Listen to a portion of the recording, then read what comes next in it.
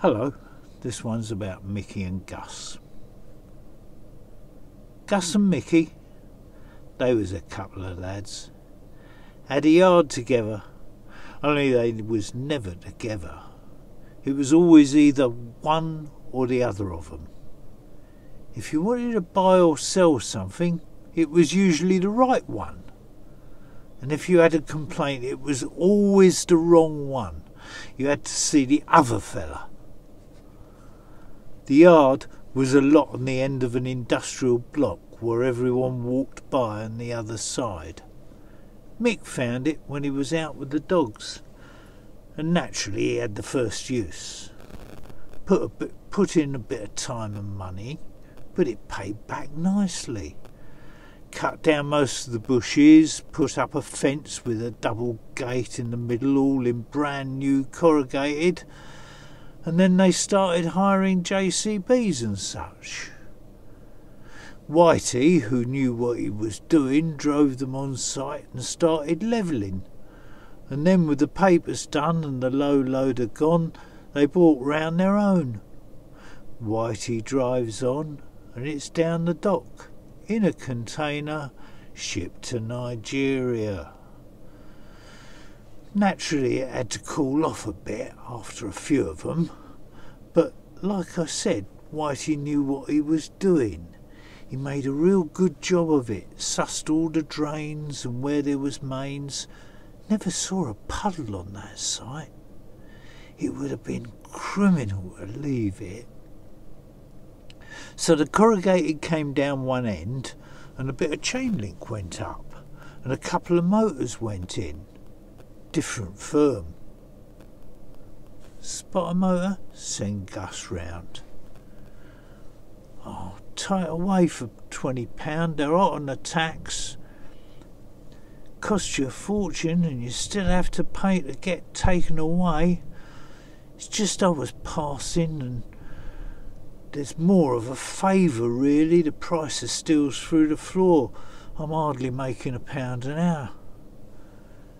Gift of a mouth. I've seen him charge 20 quid to take away a motor and sell it on the same day for 10 times that. Didn't even wash it. And it's legal. Well, almost. Of course, some motors even he couldn't sell. That started the salvage side, behind the corrugated. They got 'em 4i with the IAB, and still had room for an old lorry body in the strip behind to sit in, catch a few rays and work out how to make a fortune. Well, firstly is make coffee. Lots of sugar, black and strong to wake you up a bit. Or on a cold morning, tea. Handful of tea and a can of condensed milk boiled in a billy for half an hour. That gets you moving. A punter comes in, someone gets his part for him, and there's a tenner in the till to go and get a draw and take a break. Share stories, things you never knew, like how Guss was the only black kid in Leeds and joined the Jewish rugby club, or having to knock the plastic off a dozen number plates before he left for school, rain, shine or frost.